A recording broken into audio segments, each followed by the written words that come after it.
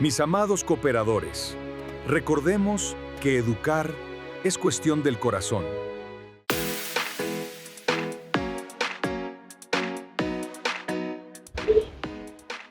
Hola salesianos cooperadores, de nuevo por acá para que sigamos hablando de Don Bosco en cuanto a la dimensión política de este personaje pues que tanto amamos.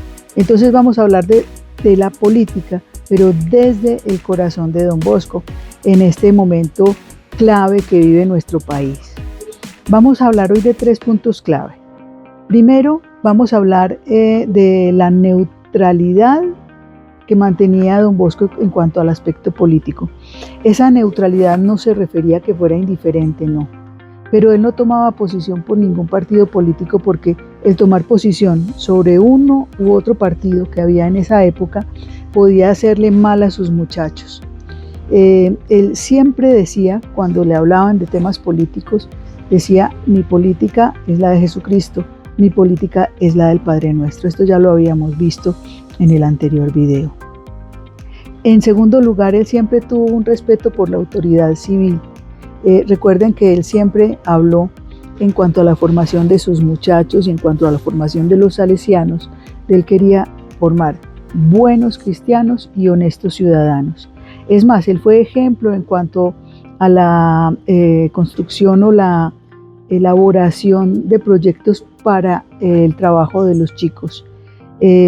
A él le tocó un contexto terrible en el Turín de esa época. Fue una época de posguerra, fue una época en que había enfrentamientos entre la iglesia y el Estado y en que a la iglesia se le tiró muy duro, pero él sin embargo llegó a ser mediador con los elementos políticos de su época. Estos muchachos estaban en ambientes casi que de esclavitud, con jornadas laborales larguísimas, hasta 16 horas de jornada laboral. Bien, Don Bosco fue uno de los primeros en formar contratos de aprendizaje legales, o sea, en firmar con el Estado contratos de aprendizaje para sus muchachos, en el que se les reconocieran sus derechos como aprendices y como trabajadores, que se les dieran jornadas, como les digo, adecuadas.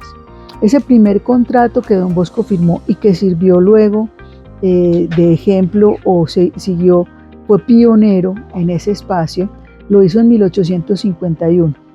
Él comprendió que la buena voluntad no bastaba, que se necesitaban papeles firmados, que al muchacho había que hacerle contratos.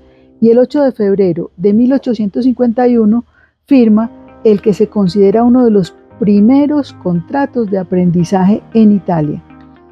Además de firmar el contrato, Don Bosco y sus salesianos se comprometieron o se propusieron visitar los sitios de trabajo de los muchachos. Esto lo hacían periódicamente, yo creo que semanalmente iban a visitar los lugares de trabajo de sus muchachos y verificaban, se daban cuenta mirando en el sitio que el muchacho fuera bien tratado en su espacio de trabajo. Además de visitar estos sitios de trabajo, Don Bosco tuvo muy buena relación con algunas personas del gobierno. Ejemplo de ello es un senador, Urbino Razzati, con el que Don Bosco utiliza esa influencia como ministro para demostrar que un joven con derechos es un ciudadano más productivo y menos peligroso para el orden público. Un muchacho que fuera bien tratado en su trabajo era garantía de que iba a estar contento, de que iba a estar laborando y no iba a estar en las calles haciendo cosas malas.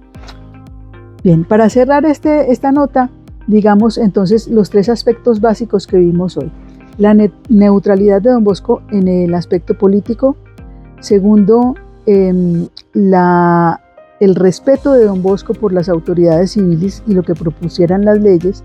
Y tercero, el ser el mediador entre la iglesia y el Estado en un mundo que en ese momento estaba muy convulso, muy lleno de problemas entre estas 2 instituciones.